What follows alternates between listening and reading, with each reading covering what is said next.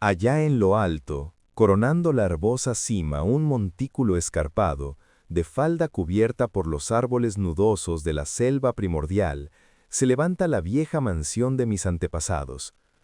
Durante siglos sus almenas han contemplado ceñudas el salvaje y accidentado terreno circundante, sirviendo de hogar y fortaleza para la casa altanera, cuyo honrado linaje es más viejo aún que los muros cubiertos de musgo del castillo.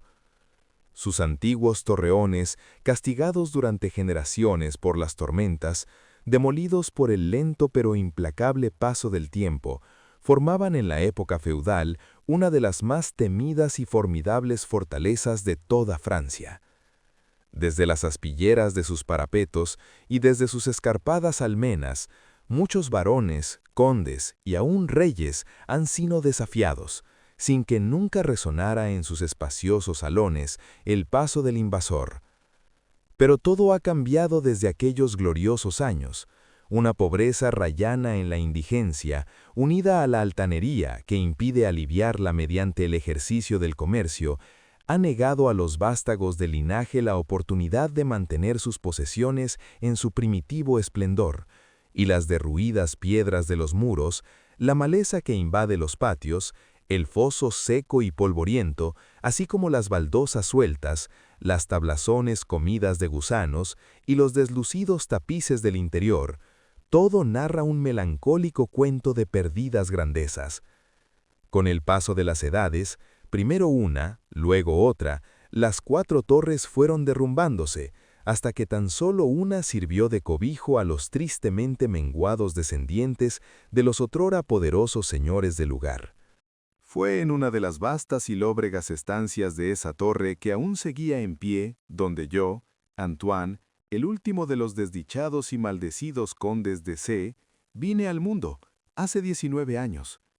Entre esos muros, y entre las oscuras y sombrías frondas, los salvajes barrancos y las grutas de la ladera, pasaron los primeros años de mi atormentada vida. Nunca conocí a mis progenitores. Mi padre murió a la edad de 32, un mes después de mi nacimiento, alcanzado por una piedra de uno de los abandonados parapetos del castillo. Y, habiendo fallecido mi madre al darme a luz, mi cuidado y educación corrieron a cargo del único servidor que nos quedaba, un hombre anciano y fiel de notable inteligencia, que recuerdo que se llamaba Pierre. Yo no era más que un chiquillo, y la carencia de compañía que eso acarreaba se veía aumentada por el extraño cuidado que mi añoso guardián se tomaba para privarme del trato de los muchachos campesinos, aquellos cuyas moradas se desperdigaban por los llanos circundantes en la base de la colina. Por entonces, Pierre me había dicho que tal restricción era debida a que mi nacimiento noble me colocaba por encima del trato con aquellos plebeyos compañeros. Ahora sé que su verdadera intención era ahorrarme los vagos rumores que corrían acerca de la espantosa maldición que afligía a mi linaje, cosas que se contaban en la noche y eran magnificadas por los sencillos aldeanos según hablaban en voz baja al resplandor del hogar en sus chozas. Aislado de esa manera, librado a mis propios recursos, ocupaba mis horas de infancia en hojear los viejos tomos que llenaban la biblioteca del castillo, colmada de sombras, y en vagar sin ton ni son por el perpetuo crepúsculo del espectral bosque que cubría la falda de la colina. Fue quizás merced a tales contornos el que mi mente adquiriera pronto tintes de melancolía.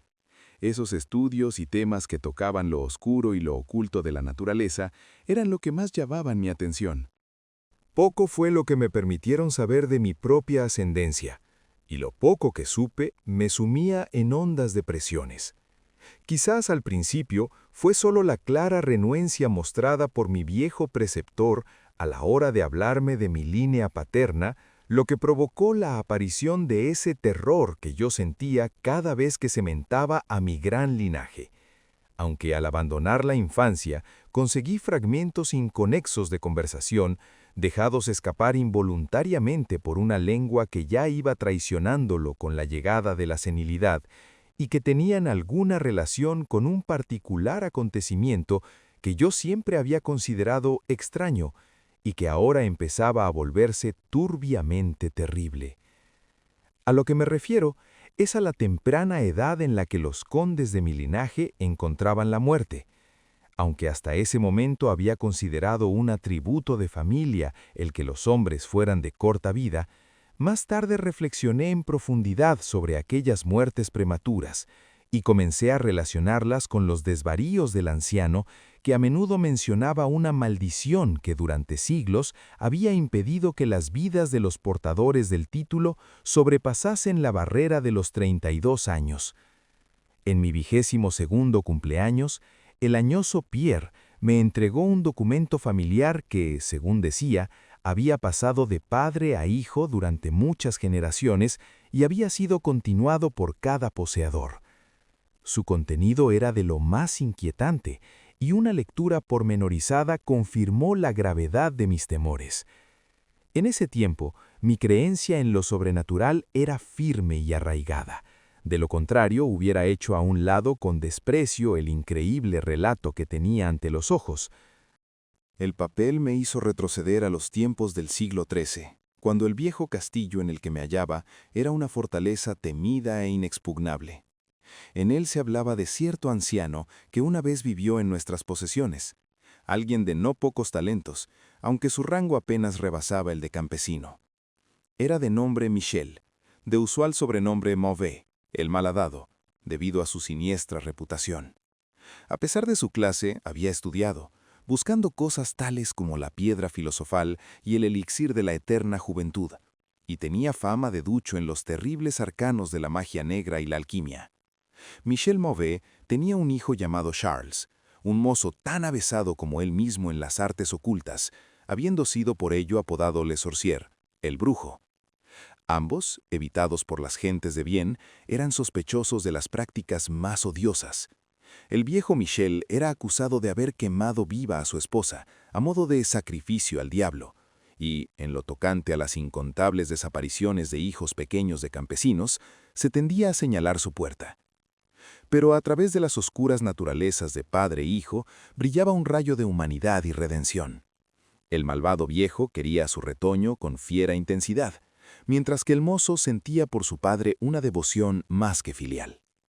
Una noche, el castillo de la colina se encontró sumido en la más tremenda de las confusiones por la desaparición del joven Godfrey, hijo del conde Henry.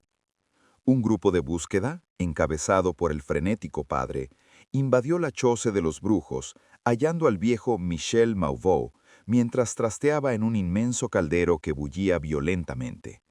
Sin más demora, llevado de furia y desesperación desbocadas, el conde puso sus manos sobre el anciano mago y al aflojar su abrazo mortal, la víctima ya había expirado.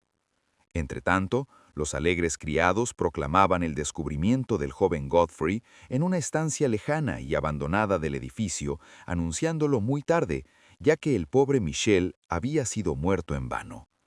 Al dejar el conde y sus amigos la mísera cabaña del alquimista, la figura de Charles Le Sorcier hizo acto de presencia bajo los árboles. La charla excitada de los domésticos más próximos le reveló lo sucedido, aunque pareció indiferente en un principio al destino de su padre. Luego, yendo lentamente al encuentro del conde, pronunció con voz apagada pero terrible la maldición que, en adelante, afligiría a la casa de C. Nunca sea que un noble de tu estirpe homicida viva para alcanzar mayor edad de la que ahora posees, proclamó cuando, repentinamente, saltando hacia atrás al negro bosque, sacó de su túnica una redoma de líquido incoloro que arrojó al rostro del asesino de su padre, desapareciendo al amparo de la negra cortina de la noche. El conde murió sin decir palabra y fue sepultado al día siguiente, con apenas 32 años. Nunca descubrieron rastro del asesino, aunque implacables bandas de campesinos batieron las frondas cercanas y las praderas que rodeaban la colina. El tiempo y la falta de recordatorios aminoraron la idea de la maldición de la mente de la familia del conde muerto. Así que cuando Godfrey, causante inocente de toda la tragedia y ahora portador de un título, murió traspasado por una flecha en el transcurso de una cacería a la edad de 32 años, no hubo otro pensamiento que el de pesar por su deceso.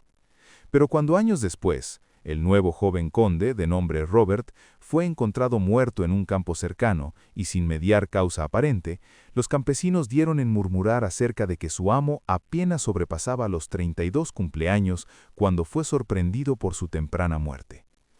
Louis, hijo de Robert, fue descubierto ahogado en el foso a la misma fatídica edad, y desde ahí la crónica ominosa recorría los siglos. Henrys, Roberts, Antoines y Armands privados de vidas felices y virtuosas cuando apenas rebasaban la edad que tuviera su infortunado antepasado al morir. Según lo leído, parecía cierto que no me quedaban sino 11 años. Mi vida, tenida hasta entonces en tan poco, se me hizo ahora más preciosa a cada día que pasaba, y me fui progresivamente sumergiendo en los misterios del oculto mundo de la magia negra. Solitario como era, la ciencia moderna no me había perturbado, y trabajaba como en la Edad Media, tan empeñado como estuvieran el viejo Michel y el joven Charles en la adquisición de saber demonológico y alquímico. Aunque leía cuanto caía en mis manos, no encontraba explicación para la extraña maldición que afligía a mi familia. En los pocos momentos de pensamiento racional, podía llegar tan lejos como para buscar alguna explicación natural, atribuyendo las tempranas muertes de mis antepasados al siniestro Charles Le Sorcier y sus herederos, pero descubriendo tras minuciosas investigaciones que no había descendientes conocidos del alquimista, me volví nuevamente a los estudios ocultos y de nuevo me esforcé en encontrar un hechizo capaz de liberar a mi estirpe de esa terrible carga. En algo estaba plenamente resuelto. No me casaría jamás, y ya que las ramas restantes de la familia se habían extinguido, pondría fin conmigo a la maldición. Cuando yo frisaba los 30, el viejo Pierre fue reclamado por el otro mundo. Lo enterré sin ayuda bajo las piedras del patio por el que tanto gustara de deambular en vida. Así quedé para meditar en soledad, siendo el único ser humano de la gran fortaleza, y en el total aislamiento mi mente fue dejando de rebelarse contra la maldición que se avecinaba, para casi llegar a acariciar ese destino con el que se habían encontrado tantos de mis antepasados. Pasaba mucho tiempo explorando las torres y los salones ruinosos y abandonados del viejo castillo, que el temor juvenil me había llevado a rehuir y que, al decir del viejo Pierre, no habían sido hollados por ser humano durante casi 4 siglos. Muchos de los objetos hallados resultaban extraños y espantosos. Mis ojos descubrieron muebles cubiertos por polvo de siglos, desmoronándose en la putridez de largas exposiciones a la humedad. Telarañas en una profusión nunca antes vista brotaban por doquier, e inmensos murciélagos agitaban sus alas huesudas e inmensas por todos lados en las, por otra parte, vacías tinieblas. Guardaba el cálculo más cuidadoso de mi edad exacta, aún de los días y horas, ya que cada oscilación del péndulo del gran reloj de la biblioteca desgranaba una pizca más de mi condenada existencia. Al final estuve cerca del momento tanto tiempo contemplado con aprensión. Dado que la mayoría de mis antepasados fueron abatidos poco después de llegar a la edad exacta que tenía el conde Henry al morir, yo aguardaba en cualquier instante la llegada de una muerte desconocida. En qué extraña forma me alcanzaría la maldición, eso no sabía decirlo, pero estaba decidido a que, al menos, no me encontrara atemorizado o pasivo. Con renovado vigor, me apliqué al examen del viejo castillo y cuanto contenía. El suceso culminante de mi vida tuvo lugar durante una de mis exploraciones más largas en la parte abandonada del castillo, a menos de una semana de la fatídica hora que yo sabía había de marcar el límite final a mi estancia en la tierra, más allá de la cual yo no tenía siquiera atisbos de esperanza de conservar el hálito. Había empleado la mejor parte de la mañana yendo arriba y abajo por las escaleras medio en ruinas, en uno de los más castigados de los antiguos torreones. En el transcurso de la tarde me dediqué a los niveles inferiores, bajando a lo que parecía ser un calabozo medieval o quizás un polvorín subterráneo, más bajo. Mientras deambulaba lentamente por los pasadizos llenos de incrustaciones al pie de la última escalera, el suelo se tornó sumamente húmedo y pronto, a la luz de mi trémula antorcha, descubrí que un muro sólido, manchado por el agua, impedía mi avance. Girándome para volver sobre mis pasos, fui a poner los ojos sobre una pequeña trampilla con anillo, directamente bajo mis pies. Deteniéndome, logré alzarla con dificultad, descubriendo una negra abertura de la que brotaban tóxicas humaredas que hicieron chisporrotear mi antorcha. a cuyo titubeante resplandor vislumbré una escalera de piedra. Tan pronto como la antorcha, que yo había abatido hacia las repelentes profundidades, ardió libre y firmemente, emprendí el descenso. Los peldaños eran muchos y llevaban a un angosto pasadizo de piedra que supuse muy por debajo del nivel del suelo. Este túnel resultó de gran longitud y finalizaba en una masiva puerta de roble, rezumante con la humedad del lugar, que resistió firmemente cualquier intento mío de abrirla.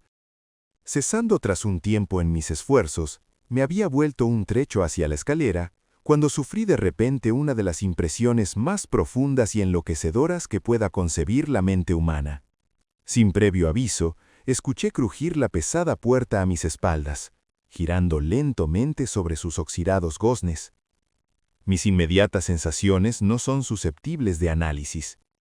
Encontrarme en un lugar tan completamente abandonado como yo creía que era el viejo castillo, ante la prueba de la existencia de un hombre o un espíritu, provocó a mi mente un horror de lo más agudo que pueda imaginarse. Cuando al fin me volví y encaré la fuente del sonido, mis ojos debieron desorbitarse ante lo que veían.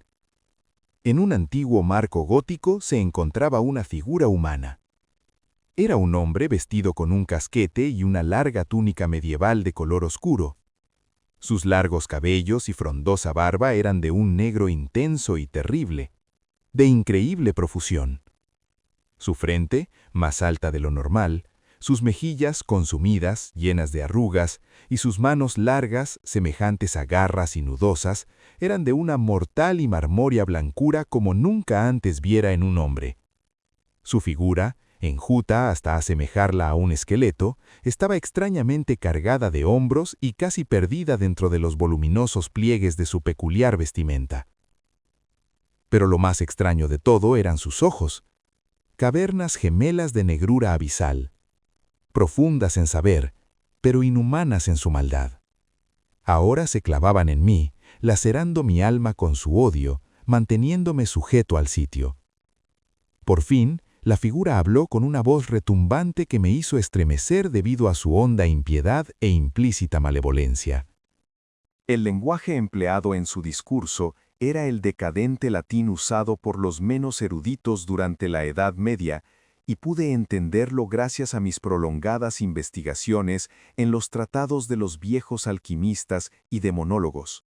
Esa aparición hablaba de la maldición suspendida sobre mi casa, anunciando mi próximo fin, e hizo hincapié en el crimen cometido por mi antepasado contra el viejo Michel Mauvais, recreándose en la venganza de Charles Le Sorcier. Relató cómo el joven Charles había escapado al amparo de la noche, volviendo al cabo de los años para matar al heredero Godfrey con una flecha en la época en que éste alcanzó la edad que tuviera su padre al ser asesinado. Cómo había vuelto en secreto al lugar, estableciéndose ignorado en la abandonada estancia subterránea, la misma en cuyo umbral se recortaba ahora el odioso narrador. Cómo había apresado a Robert, hijo de Godfrey, en un campo, forzándolo a ingerir veneno y dejándolo morir a la edad de 32, manteniendo así la loca profecía de su vengativa maldición. Entonces me dejó imaginar cuál era la solución de la mayor de las incógnitas, cómo la maldición había continuado desde el momento en que, según las leyes de la naturaleza, Charles Le Sorcier hubiera debido morir, ya que el hombre se perdió en digresiones, hablándome sobre los profundos estudios de alquimia de los dos magos, padre e hijo, y explayándose sobre la búsqueda de Charles Le Sorcier del elixir que podría garantizarle el goce de vida y juventud eternas.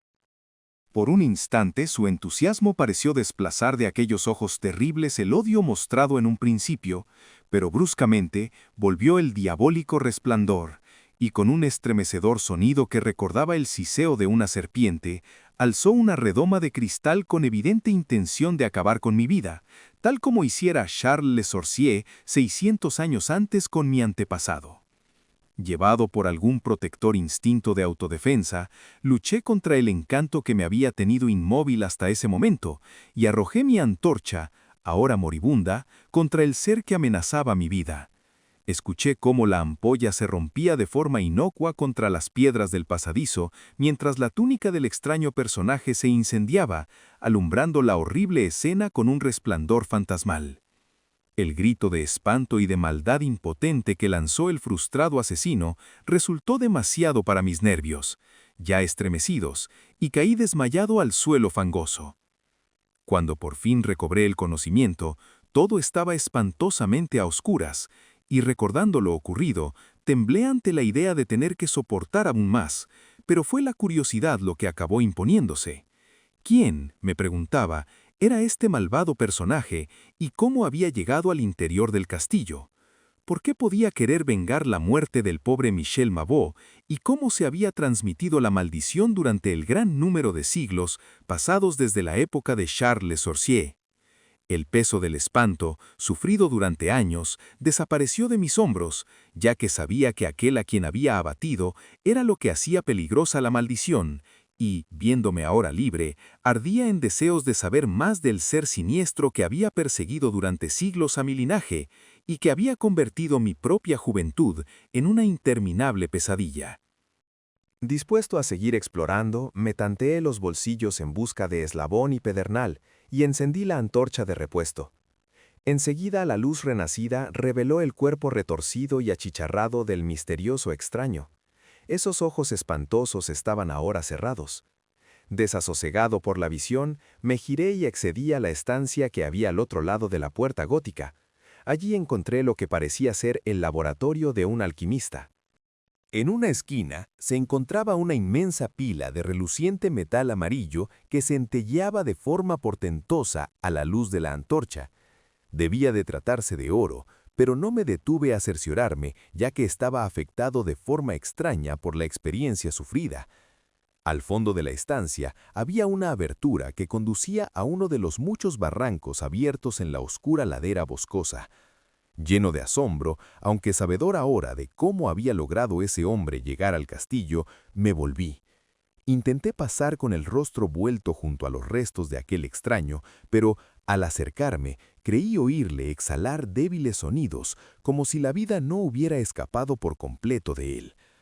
Horrorizado, me incliné para examinar la figura acurrucada y abrazada del suelo.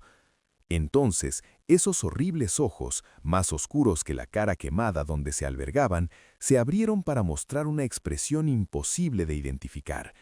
Los labios agrietados intentaron articular palabras que yo no acababa de entender. Una vez capté el nombre de Charles Le Sorcier y en otra ocasión pensé que las palabras años y maldición brotaban de esa boca retorcida. A pesar de todo, no fui capaz de encontrar un significado a su habla entrecortada. Ante mi evidente ignorancia, los ojos como pozos relampaguearon una vez más malévolamente en mi contra, hasta el punto de que, inerme como veía a mi enemigo, me sentí estremecer al observarlo. Súbitamente, aquel miserable, animado por un último rescoldo de energía, alzó su espantosa cabeza del suelo húmedo y hundido. Entonces recuerdo que, estando yo paralizado por el miedo, recuperó la voz y con aliento agonizante vociferó las palabras que en adelante habrían de perseguirme durante todos los días y las noches de mi vida. «¡Necio!», gritaba. «¿No puedes adivinar mi secreto? ¿No tienes bastante cerebro como para reconocer la voluntad que durante 6 largos siglos ha perpetuado la espantosa maldición sobre los tuyos? ¿No te he hablado del gran elixir de la eterna juventud? ¿No sabes quién desveló el secreto de la alquimia? Pues fui yo que he vivido durante 600 años para perpetuar mi venganza, porque yo soy Charles Le Sorcier». Gracias por escuchar El alquimista, de H.P. Lovecraft. Si este audiolibro fue de tu agrado, no te olvides de presionar el botón de like en el video y suscríbete al Club del Vocablo para escuchar más literatura universal. Haz clic en el recuadro para ir al siguiente audiolibro.